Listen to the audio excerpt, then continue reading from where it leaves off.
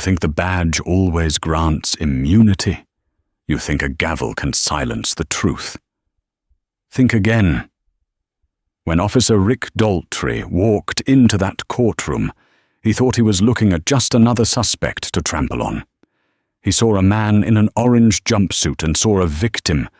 What he didn't see was the trident. He didn't see the years of hellfire training, the classified missions, or the lethal precision of a Navy SEAL commander. He made the mistake of kicking a sleeping lion in front of a live audience. And what happens next? It isn't just justice. It's a lesson in pain that the entire world wasn't ready to watch. This is the story of how arrogance met its match. And karma. Well, karma hits harder than a freight train. The rain in Seattle didn't wash things clean. It just made the grit on the streets stick harder. It was 11:45 p.m. on a Tuesday when Commander Isaiah Sterling guided his matte black Ford F-150 down 4th Avenue. The streets were slick, reflecting the neon bleed of the city lights. Isaiah wasn't looking for trouble. He was looking for a hot shower and 8 hours of sleep, a luxury he hadn't experienced in 6 months. He had just rotated back from a classified deployment in the Horn of Africa. His bones ached with that deep, marrow-level fatigue that only comes from sleeping in transport planes and carrying 80 pounds of gear through hostile terrain. He wasn't wearing his uniform. He was in a grey hoodie, dark jeans, and a baseball cap pulled low. To the untrained eye, he was just a large, imposing black man driving a nice truck in a neighborhood that was slowly gentrifying but still had its rough edges. To Officer Rick Daltrey, however, Isaiah was a quota. Daltrey sat in his cruiser, the engine idling, watching the traffic with predatory boredom. He was a man who wore his badge like a crown and his gun like a scepter. 5 years on the force, 3 excessive force complaints, and 0 suspensions. His father, Sergeant Major Daltrey, retired, still played golf with the police chief, creating a force field of nepotism that Rick Daltrey exploited daily. When the black truck rolled past, Daltrey didn't see a turn signal used. He didn't see a broken tail light. He saw a profile he didn't like in a truck he decided was suspicious. The lights flashed. Blue and red shattered the rainy darkness. Isaiah sighed, the sound heavy in the cab. He checked his mirrors, signaled, and pulled over smoothly. He knew the drill. Hands on the wheel, 10 and 2. Interior light on, window down. He wasn't afraid fear was something he had surgically removed during BUD/S training 15 years ago. But he was tired, and he knew the statistics. Daltrey approached the window, hand resting casually, yet threateningly, on his holster. He didn't have his body cam on yet. He liked to assess the situation first. License and registration, Daltrey barked, not bothering with a greeting. The rain dripped from the brim of his hat onto Isaiah's door panel. "Good evening, officer," Isaiah said, his voice a deep, calm rumble. "My license is in my back pocket. I'm going to reach for it now." "I didn't ask for a narration. Just give me the ID," Daltrey snapped, shining his flashlight directly into Isaiah's eyes, trying to provoke a flinch. He didn't get one. Isaiah's eyes didn't even blink. They just adjusted. Isaiah handed over the plastic. Daltrey snatched it, glancing at the name. Isaiah Sterling. No military ID was presented. Isaiah didn't like to flash his rank unless necessary. He preferred to be treated like a civilian, to see who people really were. "Sterling," Daltrey muttered. "This is a nice truck for a guy like you. Who's the owner?" "I am," Isaiah replied. "Sure. Step out of the vehicle." "Is there a problem?" "Officer, I was going the speed limit." "I said step out of the vehicle," Daltrey's voice cracked like a whip. "I smell narcotics." It was a lie. A lazy, dangerous lie. The only thing the truck smelled of was old coffee and the lingering scent of jet fuel from Isaiah's duffel bag in the back. But Daltrey knew the game. "I smell pot" was the skeleton key to the Fourth Amendment. Isaiah paused. He calculated the variables. He could refuse, escalate, demand a supervisor. But he was tired. He decided to comply, knowing the truth would come out eventually. He opened the door and stepped out. Towering over Daltrey by 3 inches, Isaiah stood 6'4", 250 pounds of dense, functional muscle.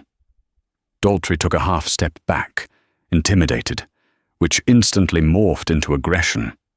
"Turn around, hands on the hood, now."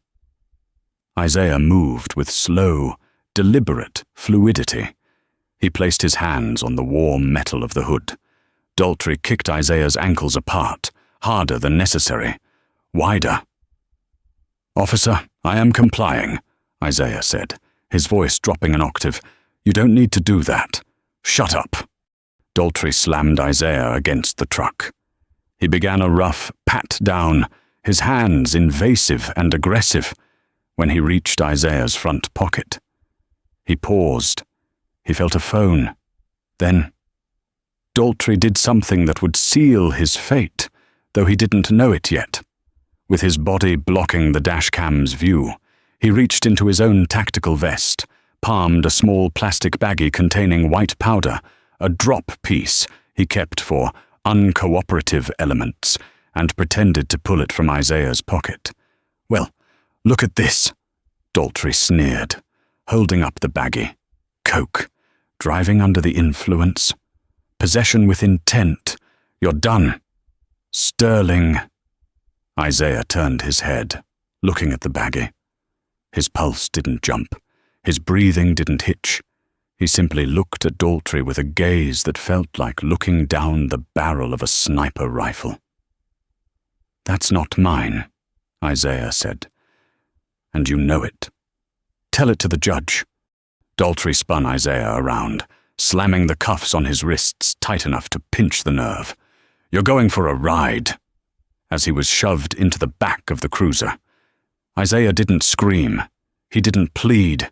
He just watched Officer Rick Daltrey. He memorized his face, his badge number 4922, and the arrogance in his sneer. Daltrey thought he had caught a thug. He had no idea he had just handcuffed a ghost. 3 days later, the courtroom of Judge Harrison.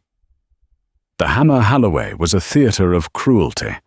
Halloway was an old guard judge who ran his courtroom like a fiefdom.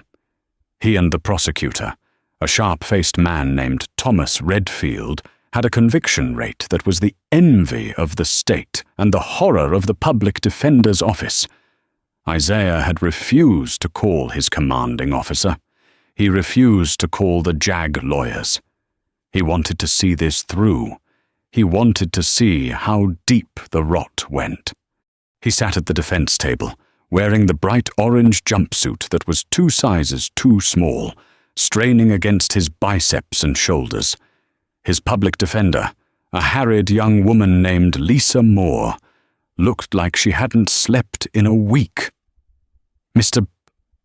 Sterling," Lisa whispered, shuffling through papers that Daltrey had clearly fabricated.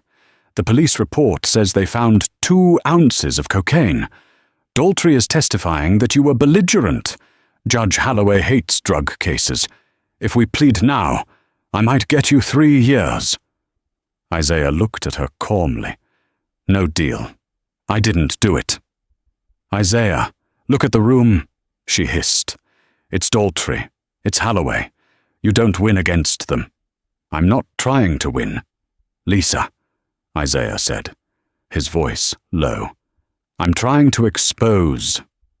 "All rise," the bailiff bellowed. Judge Halloway swept in, his robes billowing. He didn't look at the docket. He looked at the clock. He wanted lunch. Case number 4. 992-B, State versus Isaiah Sterling, the clerk announced. Daltrey was the first witness. He walked to the stand with a swagger that filled the room. He wore his dress uniform, polished to a shine, looking every bit the hero. He smiled at the judge, a knowing nod that made Isaiah's stomach turn. Prosecutor Redfield led him through the lies. Daltrey recounted the stop, embellishing every detail. He described Isaiah as erratic, aggressive, and clearly high. He described finding the drugs. He painted a picture of a dangerous criminal who needed to be taken off the streets. When it was Lisa's turn to cross-examine, she tried her best. "Officer Daltrey, isn't it true that your dash cam footage malfunctioned during the search?" Daltrey feigned confusion. "Technology acts up. Ma'am, it's unfortunate, but my partner arrived shortly after and can corroborate." His partner was a rookie who had been too terrified to speak up during the arrest. The system was airtight. Then came the moment the atmosphere shifted. Judge Halloway looked down at Isaiah over his spectacles. "Mr. Sterling, you have a chance to speak before I rule on bail.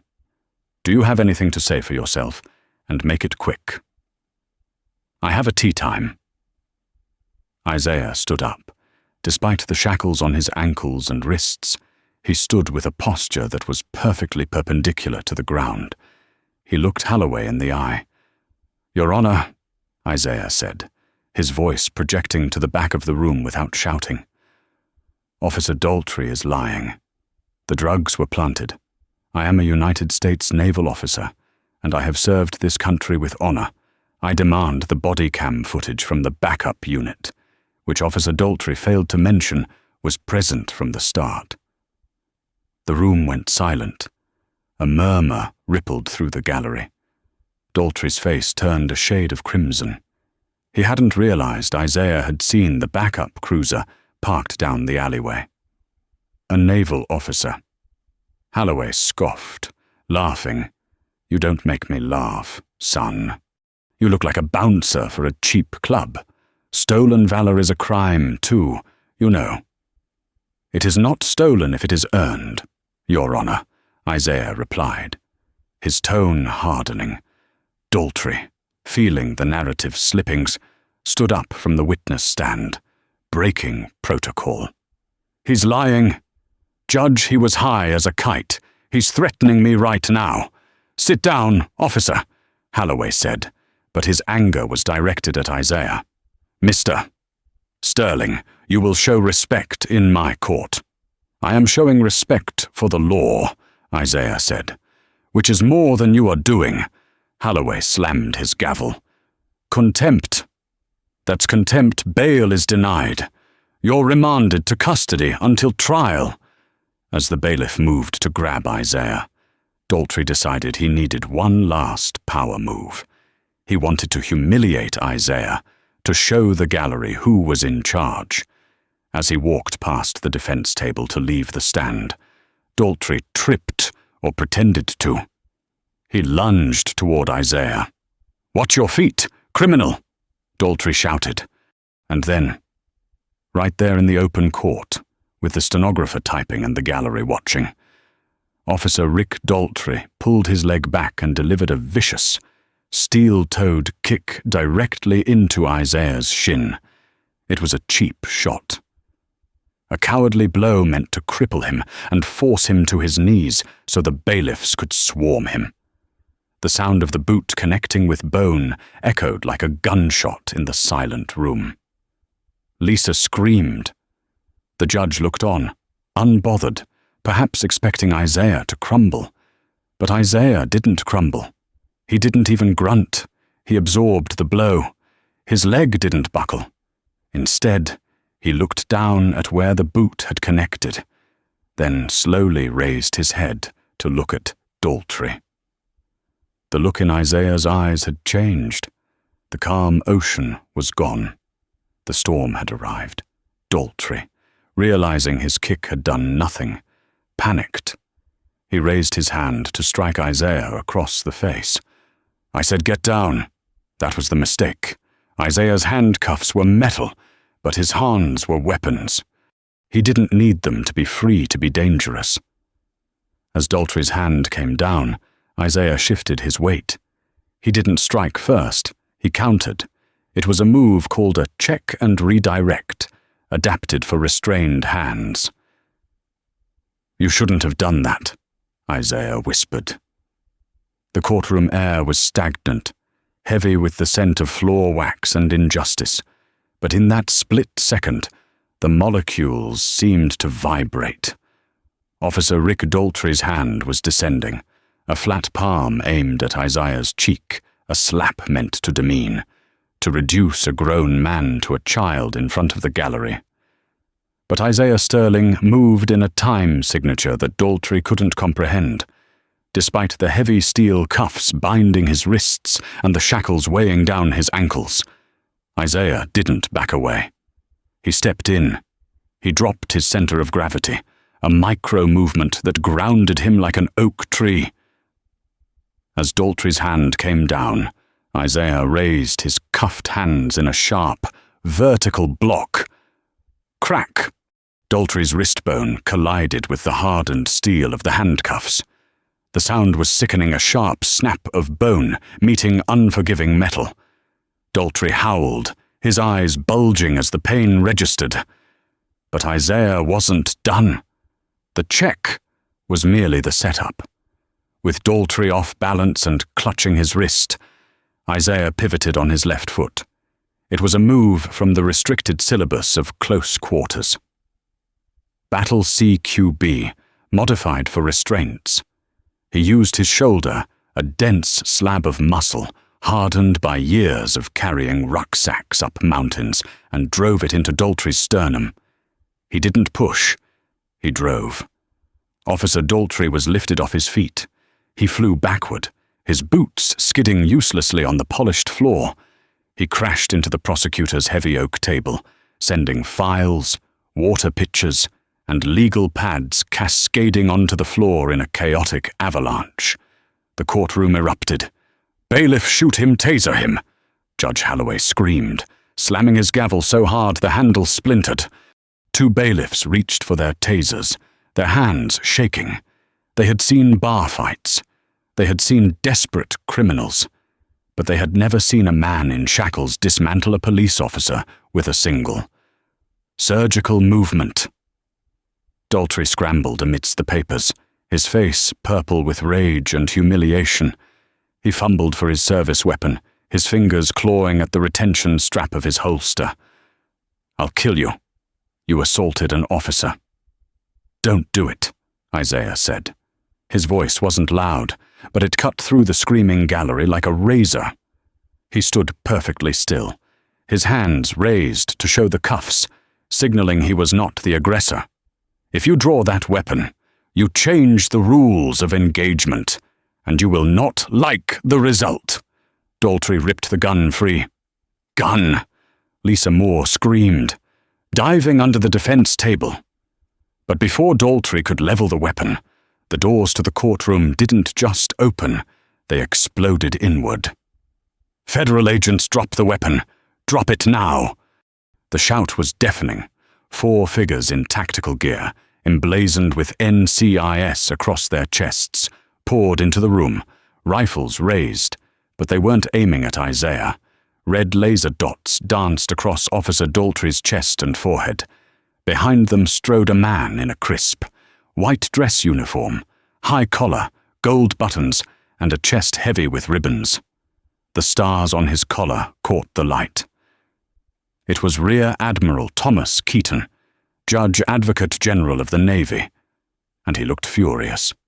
"Officer Daltrey," Admiral Keaton roared, his voice possessing a command authority that made Judge Holloway shrink in his high chair.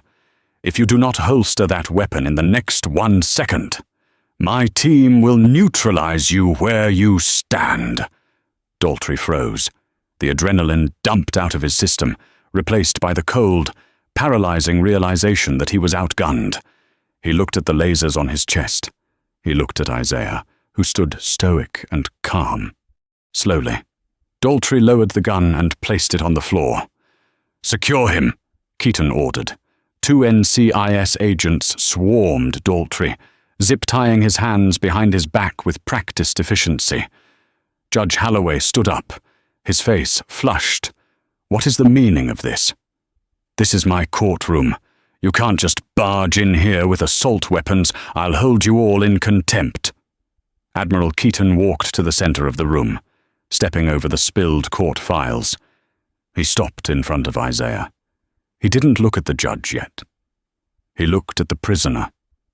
Keaton snapped a sharp salute to the man in the orange jumpsuit, Isaiah, despite the cuffs, straightened his back and returned the nod. The respect understood between warriors. "At ease, Commander," Keaton said softly. Then he turned to the bench.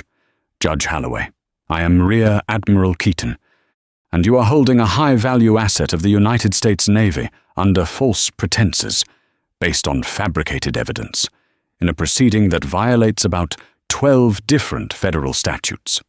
He had cocaine," Holloway stammered, pointing a shaking finger at Isaiah. "Officer Daltrey found it." "Officer Daltrey," Keaton said, turning to look at the disgraced cop who was now being hauled to his feet, "found exactly what he put there, and we have the footage to prove it." The silence in the courtroom was absolute. Even the air conditioning seemed to hold its breath. Lisa Moore, the public defender, slowly peeked out from under the table. She looked at her client, the man she thought was just an unlucky bouncer, and saw him in a completely new light. The way he stood, the way the Admiral spoke to him. Footage. Prosecutor Redfield spoke up for the first time, his voice trembling. He sensed his career flashing before his eyes. Officer Daltrey said his camera malfunctioned, and the backup camera was obstructed. "Officer Daltrey is a fool," Admiral Keaton said, motioning to one of the agents. The agent set up a laptop and connected it to the courtroom's projector system. "He forgot that modern surveillance isn't limited to what is clipped to a chest." The projector screen flickered to life. It wasn't dash cam footage. It was high-angle, grainy but clear grayscale footage. "This," Keaton narrated, "is from a Department of Homeland Security surveillance drone that was conducting a routine grid training or exercise over Seattle that night. Pure coincidence, maybe. But luck favors the prepared." The video played. The courtroom watched in stunned silence. From the aerial view, they saw Isaiah's truck pull over. They saw Daltrey approach. They saw Daltrey reach into his own vest, clear as day pull out a small object, and then pretend to pull it from Isaiah's pocket. The gallery gasped. A woman in the back row murmured, "Oh my God." "But that's not all," Keaton continued. "We pulled the GPS data from Daltrey's cruiser. He had been parked in an alleyway known for drug distribution 20 minutes prior to the stop. We have witness testimony secured an hour ago by my agents from a local dealer who claims Daltrey shook him down for a bag of insurance earlier that night." Daltrey, pinned against the wall by the NCIS agents, shouted, "That's a lie. You can't trust a drug dealer." "We trust the fingerprint analysis more," Keaton shot back. "We confiscated the baggie from your evidence locker this morning. We ran it.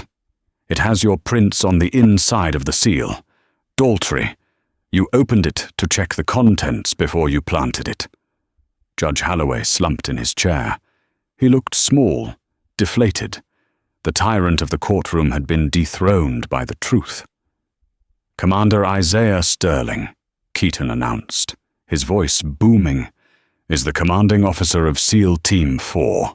He has been awarded the Navy Cross and 2 Silver Stars. He has spent the last decade hunting men who make Officer Daltrey look like a choir boy. He was on sanctioned leave, returning home to visit his sick mother. when he was targeted by a corrupt officer running a racket. Keaton walked over to the defense table where the bailiff, looking terrified, was unlocking Isaiah's handcuffs. The Navy does not take kindly to its heroes being treated like criminals, Keaton said, glaring at the prosecutor. And we certainly do not tolerate our officers being assaulted in a court of law. As the cuffs clicked open, Isaiah rubbed his wrists. The red marks were deep, but he didn't complain. He turned to Lisa Moore. "Thank you." "Lisa," Isaiah said, his voice gentle. "You fought for me when no one else would. You believed the system should work, even when you knew it was broken." Lisa stared at him, tears welling in her eyes. I didn't know. You didn't need to," Isaiah said. "That's what makes you a good lawyer, Your Honor." Admiral Keaton addressed the bench one last time. "I am taking custody of Commander Sterling. All charges are to be dismissed with prejudice immediately. Furthermore, the Department of Justice is currently filing a federal indictment against Officer Rick Daltrey for deprivation of rights under color of law, perjury, and manufacturing evidence. And Judge Holloway, the Judicial Oversight Committee, is receiving a full report of your conduct in this courtroom." Holloway didn't speak. He just banged his gavel weakly. Case dismissed." Isaiah stepped out from behind the defense table. He didn't look back at Daltrey. He walked toward the exit, the sea of people parting for him. He walked with the same quiet dignity he had entered with. But this time, the room watched him with awe instead of judgment. But as he reached the doors, a voice called out, "Wait." It was Daltrey, even in handcuffs. His ego couldn't let it go. "You think this is over? My father knows the governor. You think you can just walk away?" Isaiah stopped. He turned slowly. The entire room froze again. "Your father can know whoever he wants," Isaiah said, "but he can't save you from what you did. You betrayed the badge. You betrayed the public trust. And you tried to break a man who has been broken by experts and rebuilt by fire." Isaiah walked back a few steps, leaning in close to Daltrey, who shrank back. "I'm not the one you need to worry about anymore." "Daltrey," Isaiah whispered, so only the corrupt cop could hear. "You're going to general population, and everyone in there knows exactly what you are." Isaiah turned and walked out into the hallway, the heavy doors swinging shut behind him. The storm in the courtroom was over, but the hurricane in Rick Daltrey's life was just beginning. However, the story wasn't done. The legal battle was won, but the rot in the city went deeper than one cop, and Isaiah Sterling wasn't the type to leave a mission half-finished. As he walked out into the sunlight, Admiral Keaton fell into step beside him. "Good to have you back, Commander," Keaton said, "but we have a problem." "I figured," Isaiah replied, putting on his sunglasses. "Daltrey was too comfortable. He's not a lone wolf. Who's pulling his strings?" Keaton's expression darkened. "That's why I'm here. Daltrey's father isn't just a retired sergeant major.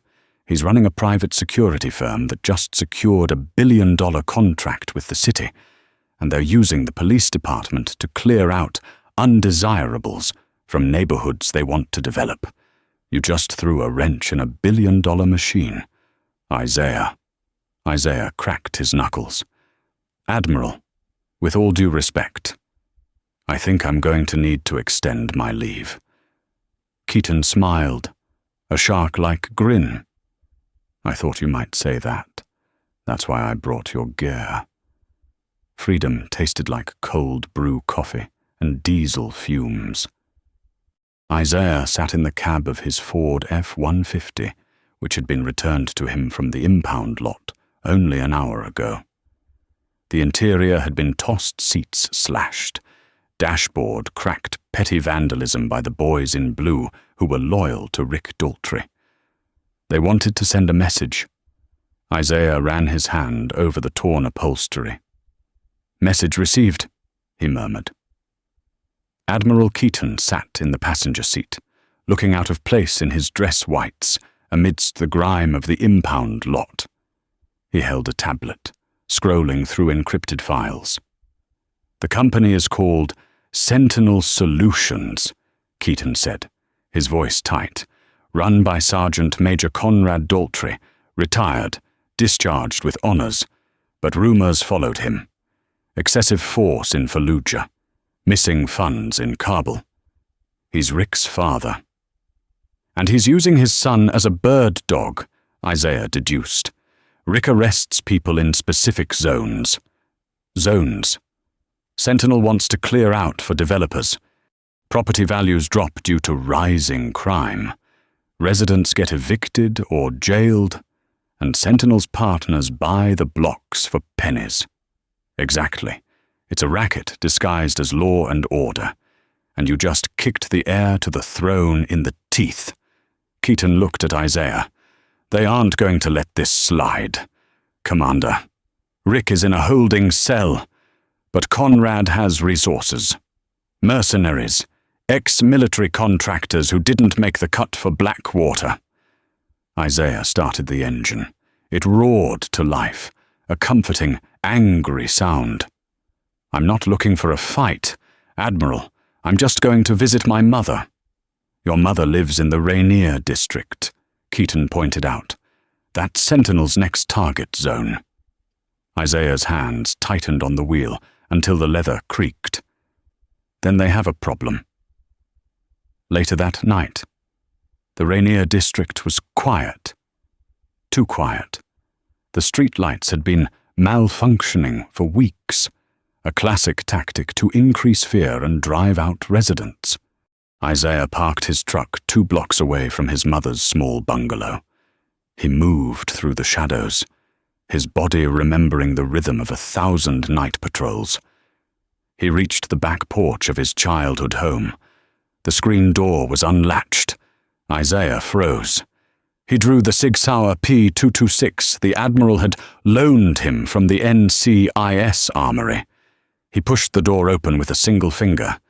Inside, the house was dark, but he smelled it cheap cologne and gun oil. "Don't reach for the light, Commander," a voice rasped from the living room. Isaiah didn't. He adjusted his eyes to the gloom. Sitting in his mother's favorite floral armchair was a man the size of a vending machine. He held a silenced pistol.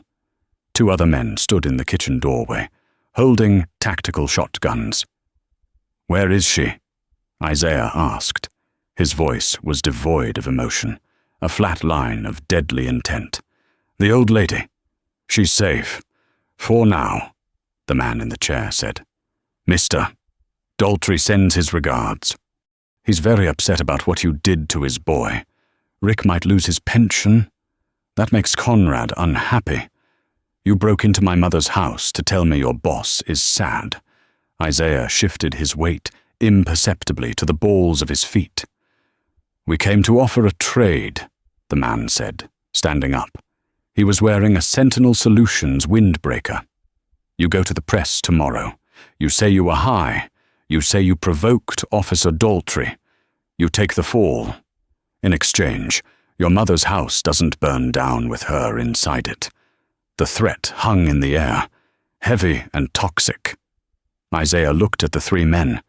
He analyzed the geometry of the room. Threat 1 chair was 6 feet away. Threat 2 and 3, kitchen, were 12 feet away, clustered together, a tactical error. "You made a mistake," Isaiah said softly.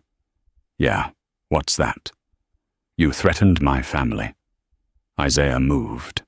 It wasn't a fight. It was a demolition. Isaiah dropped to one knee, dodging the first silenced shot from the man in the chair. The bullet shattered a vase behind him. Isaiah fired twice. Thwip-thwip. One into the man's knee, one into his shoulder. The man folded, screaming. Before the two in the kitchen could raise their shotguns, Isaiah flipped the heavy oak coffee table onto its side, using it as mobile cover as he charged. The shotgun blasts tore chunks out of the wood, but Isaiah was already moving. He vaulted the table, closing the distance. He didn't shoot them. He needed them talking. He struck the first man in the throat with the barrel of his pistol, collapsing his windpipe. The second man swung the shotgun like a club. Isaiah ducked, caught the swing, and twisted the weapon out of the man's grip, spinning him around and slamming his face into the refrigerator. Silence returned to the house, broken only by the groans of the mercenaries. Isaiah walked over to the leader, who was clutching his shattered knee. Isaiah loomed over him, blocking out the moonlight. "Where is Conrad Daltrey?" Isaiah asked. "Go to hell," the mercenary spat. Isaiah stepped on the bullet wound in the man's knee. The scream was blood-curdling. "I've been there," Isaiah whispered. "It's hot. Now, tell me where Daltrey operates before I lose my patience." "The warehouse," the man gasped. "Port of Seattle, Pier 42. He's running the command center from there tonight. They're planning a sweep. A sweep. They're burning the block. Tonight, to destroy the evidence of the evictions." Isaiah's blood ran cold. They weren't just bullying people. They were going to commit arson on a residential block. He knocked the man unconscious with a swift kick. He pulled out his phone and dialed Keaton. "Admiral, get NCIS to my mother's house. Secure her. I'm going to the port." "Isaiah, wait for backup," Keaton warned. "No time. They're burning the neighborhood tonight." Isaiah hung up. He looked at the unconscious men, then at a photo of his mother on the mantel. He gently straightened the frame.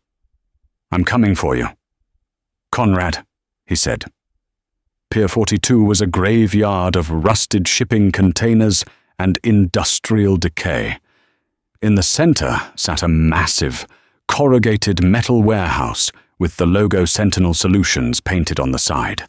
Floodlights bathed the perimeter in harsh white light. Armed guards patrolled with dogs. This wasn't a security firm. It was a paramilitary compound. Isaiah parked his truck a mile away and approached from the water. He slipped into the freezing Puget Sound, the cold water acting as a familiar embrace. He swam silently, surfacing under the rotting pilings of the pier. He climbed the barnacle-encrusted ladder, dripping wet, a phantom rising from the deep. He moved through the maze of shipping containers. He could hear voices. "Load the incendiaries on truck 2. We move in 20 minutes. It was a voice that projected authority. Conrad Daltrey. Isaiah peeked around the corner of a container. In the center of the loading bay, a command post was set up. Several black SUVs were idling. Men were loading crates marked flammables into the back of a delivery truck. And there, standing on a crate like a general addressing his troops, was Conrad. He looked like an older, harder version of his son. Buzz cut, scar running down his cheek, eyes dead and shark-like. "Listen up," Conrad barked. "My son is sitting in a cell because of some lucky affirmative action hire who got the jump on him. Tonight, we take back the narrative. We burn the row. The fire department is on our payroll. They'll be delayed. By morning, the land is clear. The contracts are signed. And we own this city." The mercenaries cheered. Isaiah checked his magazine. 12 rounds. There were 20 men. The math was bad. But Isaiah Sterling didn't do math. He did chaos. He spotted a forklift parked near a stack of oil drums. He moved, ghost-like, into the cab. He hot-wired it in seconds, a skill learned in Mogadishu. He jammed the throttle forward, aimed it at the main support pillar of the warehouse's overhang, and jumped out. The forklift roared across the concrete. The guards turned. Confused. Crash. The forklift slammed into the pillar. The impact shook the building. The oil drums toppled, spilling slick black sludge across the loading bay floor. "What the hell?" Conrad screamed. "Find him." "Right here," Isaiah announced. He stepped out from behind a container, holding a flare he had grabbed from the emergency kit on the forklift. He lit it. The red phosphorus hissed, casting a demonic glow over his face. "You want a fire? Conrad!" Isaiah shouted. "Let's have a fire!" He tossed the flare into the pool of oil. Whoosh! A wall of fire erupted, separating Conrad's men from their vehicles. Panic ensued. The mercenaries scrambled back. Coughing, the fire alarm blared. A deafening klaxon. "Kill him!" Conrad shrieked, pulling a Desert Eagle from his holster. The firefight was chaotic. Bullets pinged off the shipping containers. Isaiah moved constantly, firing with precision. He took out the lights, plunging the warehouse into a flickering twilight, illuminated only by the growing oil fire. He used the darkness. He was a hunter. He flanked them, taking down guards with non-lethal strikes to the throat and solar plexus, disarming them before they knew he was there. One by one, Conrad's army dwindled, finally. It was just the two of them. The fire had blocked the exits. The remaining mercenaries had fled or were groaning on the ground. Conrad stood near the edge of the pier, his gun leveled at Isaiah. "You think you've won?" Conrad spat, wiping soot from his face. "I own the judges, I own the chief. You kill me, and you go away for life."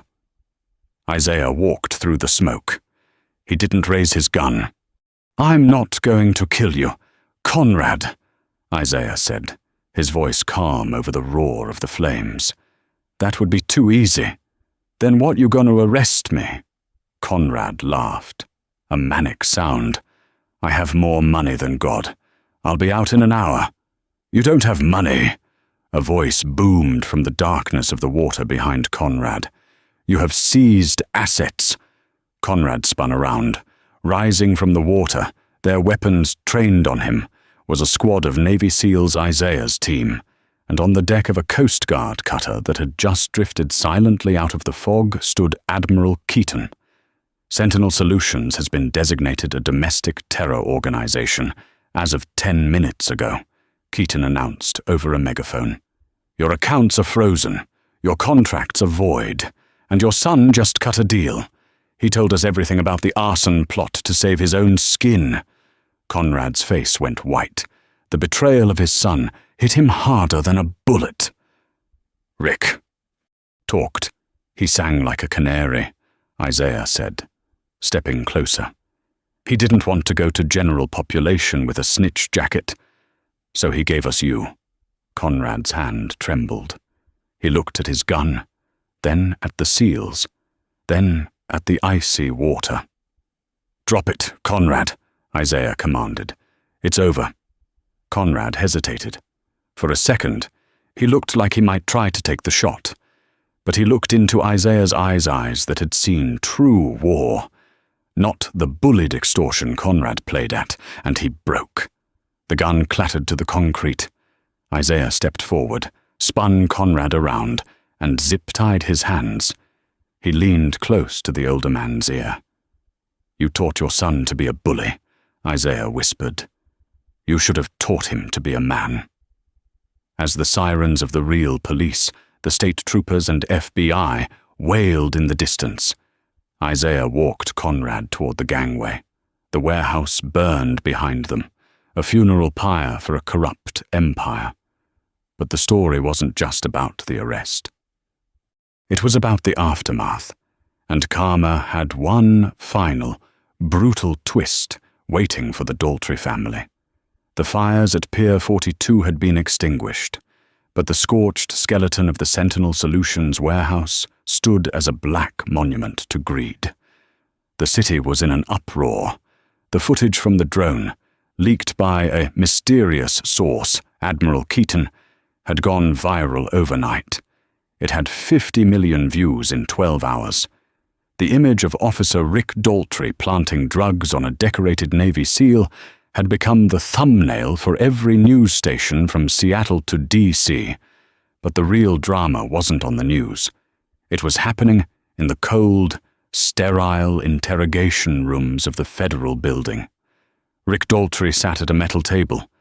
He wasn't wearing his uniform anymore. He was in a grey sweatsuit provided by the marshals. He looked small. The arrogance that had fueled his kick in the courtroom was gone, replaced by the jittery desperation of a rat trapped in a corner. Across from him sat Special Prosecutor Samuel J. Ainsley. She was known in legal circles as the Scalpel for her ability to dissect defenses with surgical precision. I want my deal," Rick stammered, his hands shaking. "I gave you the warehouse. I gave you my father. I told you about the judges on the payroll. You said if I cooperated, I'd get protection. You said I'd get a safe house." Ainsley opened a thin file folder. She didn't look up. "We said we would recommend leniency regarding the federal arson charges. Mr. Daltrey, we did not say anything about the state charges, or the civil rights violations, or the assault on a federal officer." Rick's face went pale. But I can't go to prison. I'm a cop. Do you know what they do to cops inside? Especially in general population, you have to put me in protective custody." Ainsley finally looked up. Her eyes were like flint. Protective custody is reserved for witnesses who are at risk due to the nature of their testimony, not for corrupt officers who are afraid of the consequences of their own cruelty. The warden at Ironwood Penitentiary has assured us he has a cell ready for you. "Ironwood!" Rick screamed, standing up and knocking his chair over. "That's maximum security. That's where I sent half the gang members in this city. They'll kill me." "Then perhaps," Ainsley said, closing the folder. "You should have thought about that before you planted cocaine on innocent men and tried to burn down a neighborhood." The door opened. 2 marshals stepped in. "Get him out of here," Ainsley ordered, as Rick was dragged out, kicking and screaming. The door to the adjacent interrogation room opened. Conrad Daltrey was being led out in handcuffs. Father and son crossed paths in the hallway. The moment stretched into eternity. Conrad, the man who had built an empire on intimidation, looked at his son. He didn't look angry. He looked disgusted. "You sold me out," Conrad growled, his voice low and dangerous. "I built this for you, and you sold me for a plea deal you didn't even get." "Dad, Rick sobbed. "I was scared." "You're not a Daltrey," Conrad spat. "You're nothing." Conrad turned away, walking into custody with his head high, a captain going down with his ship. Rick collapsed, weeping, as the marshals hauled him toward the transport van that would take him to his nightmare. The trial of the century. 2 months later. The trial of Judge Harrison, the Hammer. Holloway was the final nail in the coffin. Isaiah Sterling sat in the front row, wearing his full dress blues, his Navy Cross gleaming on his chest. He wasn't on trial this time. He was the star witness. Holloway tried to claim he was misled. He tried to claim he didn't know Daltrey was corrupt. But the financial records didn't lie. "Your Honor," the prosecutor presented to the new, impartial judge, "we have bank statements showing monthly deposits of $10,000 into Judge Holloway's offshore account from a shell company registered to Sentinel Solutions." The jury deliberated for less than an hour. Guilty on all counts: racketeering, corruption, obstruction of justice. When the verdict was read, Holloway looked at Isaiah. He looked for pity. He found none. Isaiah simply nodded. a silent acknowledgement that the scales had finally balanced. Halloway was sentenced to 25 years. Rick Daltrey got 15. Conrad Daltrey got life without parole. The system hadn't just worked, it had been purged. 6 months later, the Rainier district no longer felt like a battlefield, where boarded-up storefronts and abandoned houses once stood. Sunlight now spilled onto clean sidewalks and freshly painted walls. Laughter replaced sirens. Hope replaced fear. In the heart of the neighborhood, on a block that had once been ruled by dealers and desperation, a new building rose from the ashes, brick and glass, open and bright. Above its wide doors, a simple sign read, "The Sterling Community Center." Isaiah Sterling stood across the street, hands tucked into the pockets of his jacket, quietly watching families drift inside.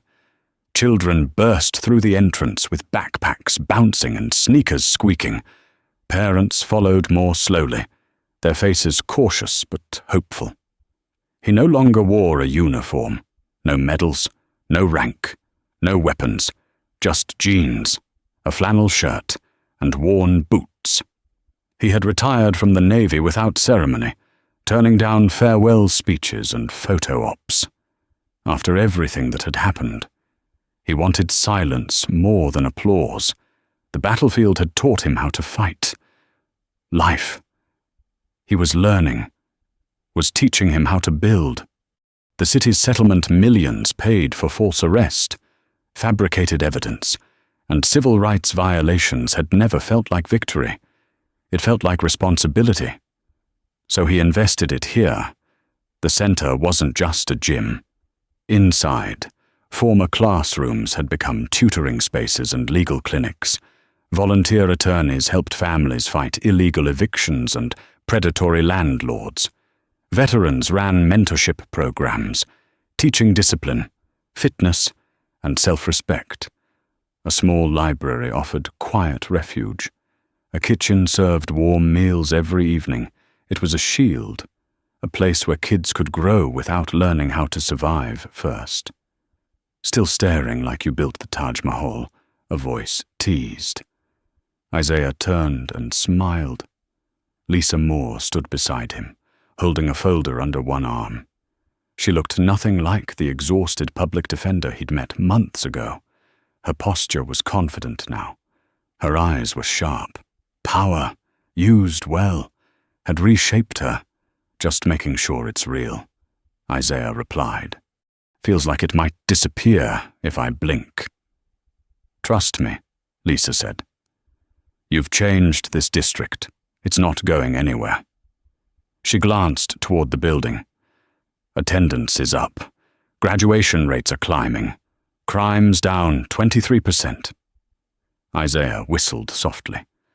Guess the kids were waiting for somewhere safe to land. Lisa nodded, and someone brave enough to build it. They walked together along the sidewalk. How's the cleanup? Isaiah asked. Lisa's expression sobered. Slow. Necessary. We're reviewing every case Daltrey ever touched, every arrest, every report, every lie. She exhaled. 212 convictions overturned so far. More coming. Men who lost decades are getting their lives back. Isaiah stopped walking.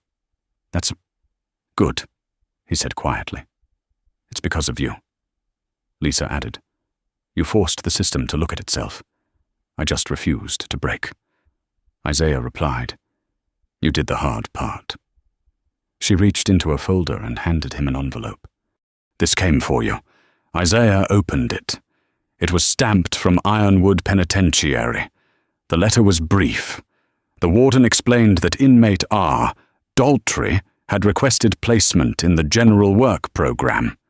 He now spent his days cleaning cell blocks and kitchens. No complaints, no excuses. At the bottom was a final note. He asked me to pass along a message. 2 words, you won. Isaiah folded the letter carefully. He felt no satisfaction, no triumph, no desire for revenge, only stillness. He didn't need to say that, Isaiah murmured. Lisa studied him. How do you feel? He looked toward the basketball court, where teenagers were laughing as they ran drills. My father taught me that winning isn't about crushing someone. He said, it's about protecting what matters. His gaze drifted down the street. His mother's house stood there now, freshly painted, windows glowing warmly. She sat on the porch in her favorite chair, waving at passing neighbors. Safe. Proud. Home. Isaiah's voice softened. That's the real victory. Lisa smiled.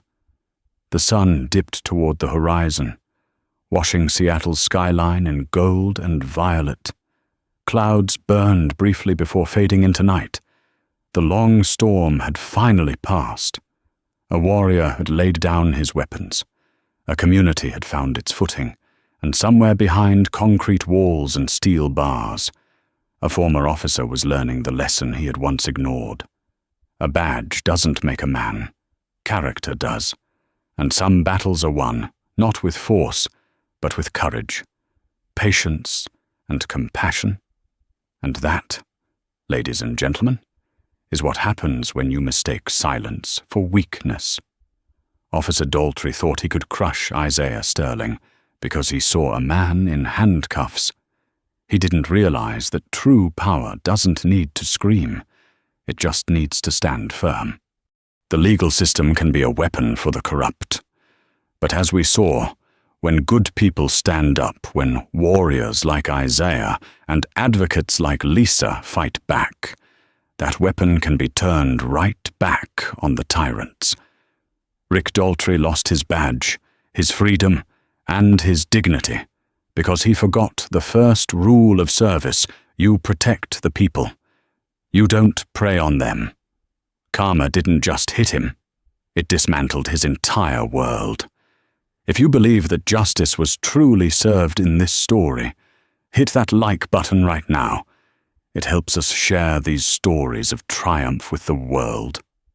And tell me in the comments, do you think 15 years was enough for Rick Daltrey? Or did he deserve life like his father? Don't forget to subscribe and ring the bell so you never miss a story where the underdog bites back. This is your channel name. Signing off. Stay safe, stay strong, and always watch your 6.